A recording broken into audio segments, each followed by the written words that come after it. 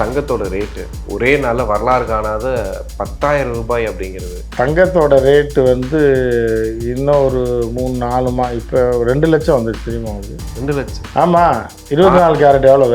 1,85,000 வந்துருச்சு, நெருங்கிச்சு. ஆபரண தங்கம் 2 லட்சம் வந்துடும் இன்னொரு 3 மாதத்தில். 2 லட்சத்தை கிராஸ் பண்ணி இந்த வருஷம் எண்டுக்குள்ளே 2 தாண்டி போயிட்டு இருக்கு. அது ஒரு பக்கம் போயிட்டு இருக்கு. அப்படியே வளர்ந்து 5 லட்சம் வரைக்கும் போகும். 5 லட்சம் வரைக்கும் பவுன்.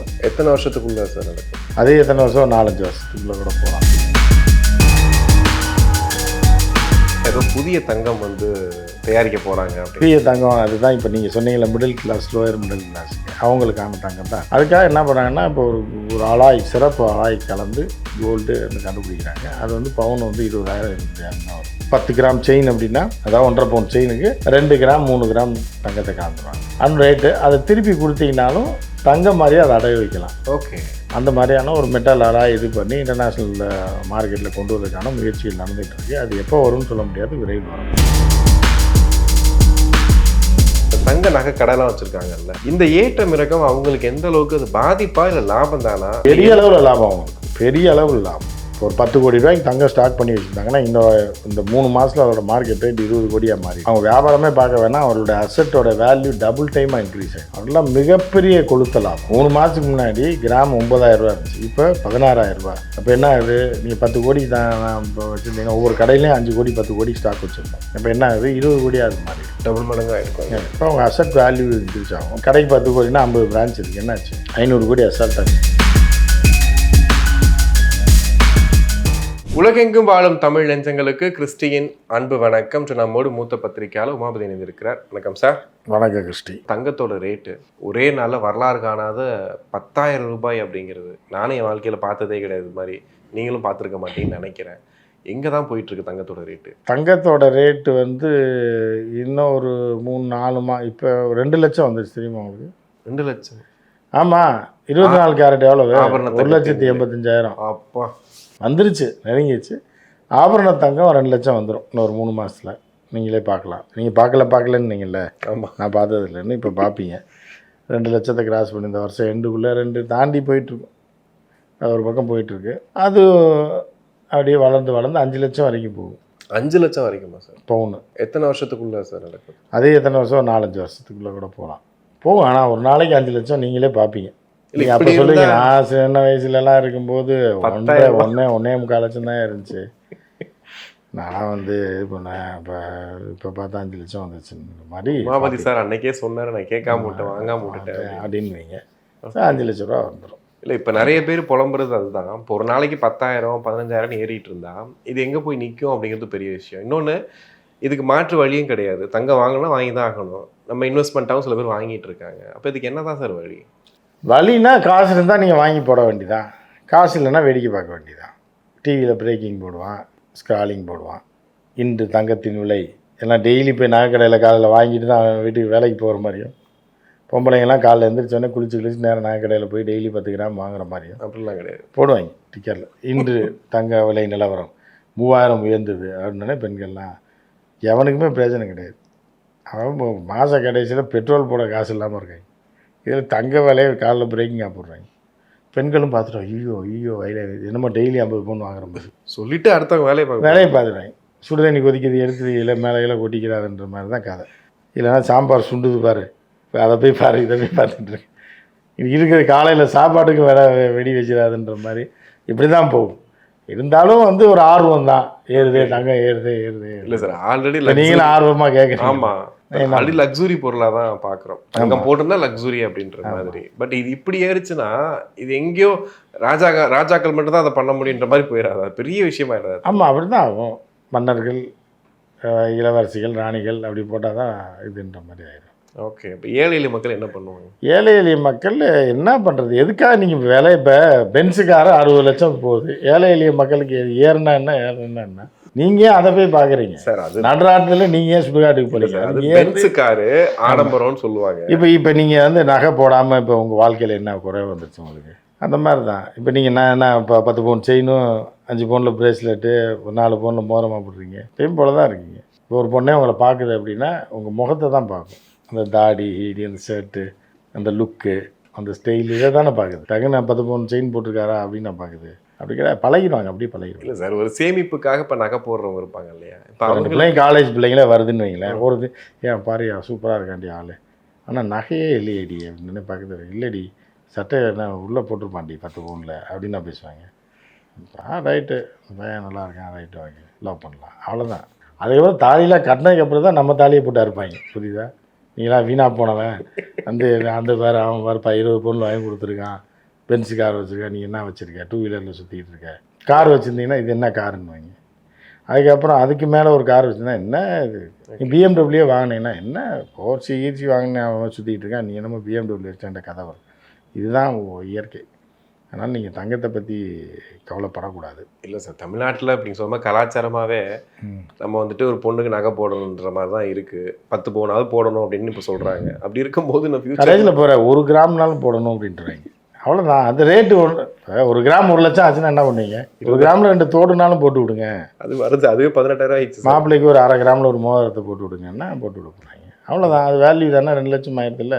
ஓகே, 10 பவுனில் போட்டான்னா 10 கிராமில் போட்டான்னா எல்லாம் ஒன்று தானே, வேல்யூ ஒன்று தானே. அன்னைக்கு 10 பவுனே 4 லட்சம் இருந்துச்சு. ஆமாம், நீ 10 கிராம் 4 லட்சம் வருது, அமௌண்ட் ஒன்று தானே. அப்புறம் நடுத்தர மக்களுக்கு எதுக்கு எது பிரச்சனை?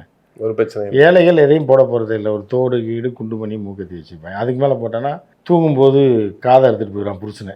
அதனால் அந்த மாதிரி சில குடும்பங்கள்லாம் இருக்கும். அவர்கள்லாம் அந்த பெண்கள் விரும்ப மாட்டாங்க. எதுக்கு நம்ம உயிருக்கு நம்மளே ஆபத்தை ஏற்படுத்திக்கிறதுன்னு சொல்லிட்டு, ஏன்னா நிம்மதியாக தூங்கக்கூட முடியாது. புரியுதா? அதனால் அவங்க ஏற்கனவே பயன்படுத்த மாட்டாங்க. ஸோ அந்த மாதிரி இருக்கும்போது எல்லாம் நல்லது தான், உயிருக்கு பாதுகாப்பு தான். நீங்கள் ஒரு வீடியோவில் பேசியிருந்தீங்க, ஏதோ புதிய தங்கம் தயாரிக்க போகிறாங்க அப்படின்னு. புதிய தங்கம் அதுதான் இப்போ நீங்கள் சொன்னீங்களா, மிடில் கிளாஸ் லோயர் மிடில் கிளாஸுக்கு அவங்களுக்கான தங்கம் தான் அது. ஏன்னா இப்போயும் இருக்குது, கவரிங் இருக்குது. ஏன்னா கவரிங் வாங்கினீங்கன்னா 1000 ரூபாய்க்கு தங்கம் மாதிரியே இருக்குது. 10 பவுன் செயின் மாதிரியே இருக்குது, 5 பவுன் செயின் பிரேஸ்லெட் மாதிரி முலாம்லாம் பூசிலாம் தராங்க. அருமையாக இருக்கும். ஆனால் அதோட வேல்யூ கொண்டு திருப்பி கொடுத்தீங்கன்னா 200 தான் தருவான். அதுக்காக என்ன பண்ணாங்கன்னா, இப்போ ஒரு அலாய், சிறப்பு அலாய் கலந்து கோல்டுன்னு கண்டுபிடிக்கிறாங்க. அது பவுன் 20,000 25,000 தான் வரும். 10 கிராம் செயின் அப்படின்னா ஓகே, 12 கிராம் செயின், அதாவது 1.5 பவுன் செயினுக்கு 2 கிராம் 3 கிராம் தங்கத்தை கலந்துருவாங்க. அப்போ எவ்வளோ வருது? ஒரு 60,000 ரூபா அந்த ரேட்டு. அதை திருப்பி கொடுத்தீங்கனாலும் தங்கம் மாதிரியே அதை அடகு வைக்கலாம். ஓகே, அந்த மாதிரியான ஒரு மெட்டல் அலாய் இது பண்ணி இன்டர்நேஷ்னல் மார்க்கெட்டில் கொண்டு வரதுக்கான முயற்சிகள் நடந்துகிட்டு இருக்குது. அது எப்போ வரும்னு சொல்ல முடியாது, விரைவில் வரும். ஓகே. ஆனால் இப்போ உலக முதலீடு எல்லாமே தங்கத்துக்குள்ளே போகுது இல்லையா? அப்படின்னும் போது இப்போ நமக்கு எல்லாமே இப்போ ஷேர் மார்க்கெட்லேருந்து எல்லாமே தங்கத்துக்குள்ளே தான் இதாகுது. அப்போ இது எந்த லெவலுக்கு போகும் இந்த பிரச்சனை? நீங்கள் சொல்வது டெம்பரரி சொல்யூஷனாக இருந்தாலுமே இது பார்க்கும்போது தங்கன்றதுக்கு விஷயம் எங்கே போய் நிற்க போகுது? அது தங்கம் ஏரியா, அது ட்ரேடிங்க்கு மட்டும் அது போயிடும். பணக்காரர்கள் ஷேர் மார்க்கெட் இன்வெஸ்ட்மெண்ட்டு ட்ரேடிங்கு அதுக்கு இப்போ இருக்க தங்கம் அதுக்கு போயிடும். அது பாட்டுக்கு மேலே போயிட்டே இருக்கும், வைரம் மாதிரி. இப்போ புதிதாக அறிமுகப்படுத்த போகிற கண்டுபிடிக்க போகிற தங்கம் தான் நம்ம, அதுவும் கோல்டு மாதிரியே இருக்கும், அதுக்கும் வேல்யூ இருக்கும். நீ அடகு வைக்கலாம், பேங்க்கில் அடகு வைக்கலான்ற மாதிரியான இன்டர்நேஷ்னல் ஒரு லா இது மாதிரி ஸ்டாண்டர்ட்ஸ் கொண்டு அதை இன்ட்ரடியூஸ் பண்ணுறதுக்கான வாய்ப்புகள் இருக்குது விரைவில்.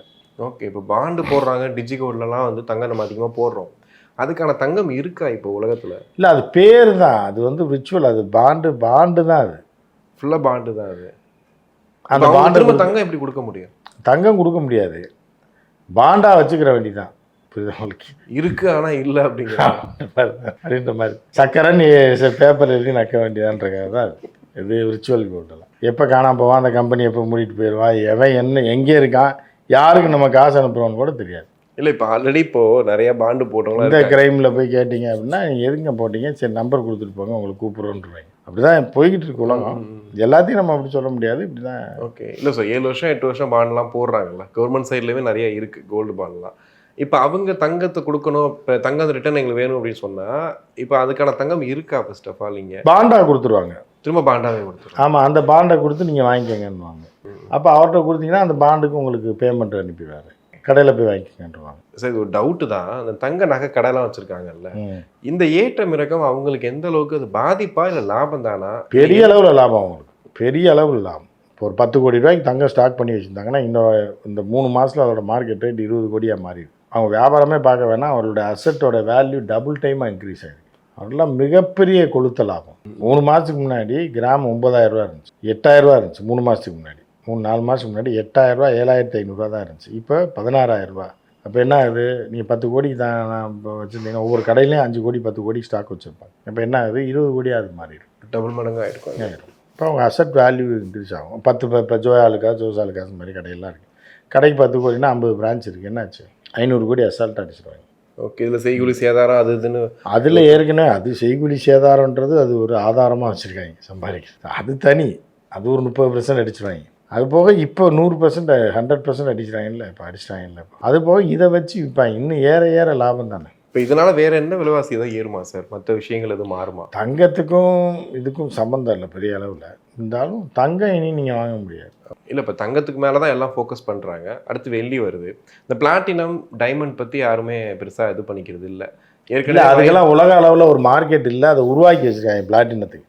இப்போ நான் சொல்கிற புது கோல்டு வருது இல்லை, இது பிளாட்டினம் மாதிரி தான். பிளாட்டினத்துக்கு எப்படி ஒரு மார்க்கெட்டை உருவாக்கி இல்லாத பிளாட்டினத்தை கொண்டு வந்து, அது இப்போ சில்வர் பாத்திரம் இருக்குல்ல, அதே மாதிரி தான் இருக்கும். ஆமாம், அது மாதிரி தான் இருக்குது. பாத்திரத்தை வளைச்சி போட்ட மாதிரி இருக்கும். ஸோ கொஞ்சம் அதில் சில அலாய் என்னென்னா கொஞ்சம் மின்னும் லைட்டாக, சில்வர் மாதிரி கலர் இல்லாமல் அது கொஞ்சம் அலாய் சேஞ்ச் பண்ணியிருப்பாங்க. அதை விற்கலையே அந்த ரேட்டுக்கு. அதே மாதிரி இந்த புது தங்கம் வந்தோடனே அதுக்கு பில்டப்பு, போஸ்ட்ரு, ஈஸ்ட்டு, மாடலு அது இதெல்லாம் வச்சு அதில் ஒரு வைரத்தை வச்சு விட்டாங்கன்னா பிளாட்டினம் வேறு ரேஞ்சில் இருக்குன்னு ஒரு அமௌண்ட்டை போட்டு ஒரு பெருமையாக காட்டிப்பாங்க, காட்டி மார்க்கெட் பண்ணுறது தான். பட் இதுக்கு ஆல்டர்னேட்டாக வைரமோ பிளாட்டினமோ வராது. ஐ மீன் இப்போ தங்கத்துக்கு ஆல்டர்னேட்டாக கொண்டு வர முடியாது. இல்லை, வைரம்ன்றது வேறு. வைரம் வந்து அந்த அளவுக்கு ஒரு இதாக கொண்டு வர முடியாது. கேரட் ஜாஸ்தி, அளவில் சின்னதாக இருக்கும். அது பல தங்கம் மாதிரி பளபளன்னு பார்த்த உடனே மின்ற மாதிரி அட்ராக்டிவாக இருக்குது. இப்போ திருடங்களுக்கும் கொள்ளைக்காரனுக்கும் அது கஷ்டமாகி போயிடும். புரியுதா அவனுக்கு? இப்போ வைரத்தோடு இப்போ அமெரிக்கன் டைமண்டும் மின்னும். அவன் பாட்டுக்கு அறுத்துட்டு போயிடுவான். சேட்டு கடையில் கொடுத்தா தூக்கிட்டு போ மதர் சொத்து அப்படின்னு சொல்லி தள்ளி துரத்தி விட்டுருவான். சைத்தான் போ, ஏதோ கீழே கிடந்து எடுத்துகிட்டு வந்திருக்கேன். அப்போ அவனுக்கு வேல்யூ தெரியாது, இவனுக்கு வேல்யூ தெரியாது. ஆனால் அதே டைமண்ட் வந்து 5 லட்சத்துக்கும் போகும். சின்னதாக இருக்கும், 1 கேரட் 2 கேரட் 3 கேரட்னு அதை கணக்கு சொல்லுவாங்க. அதை யாருமே கண்டுபிடிக்க முடியாது. பார்த்து இந்த திருடனுக்கும் கஷ்டம், அது செயினாக இருக்கிறவனுக்கும் கஷ்டம்.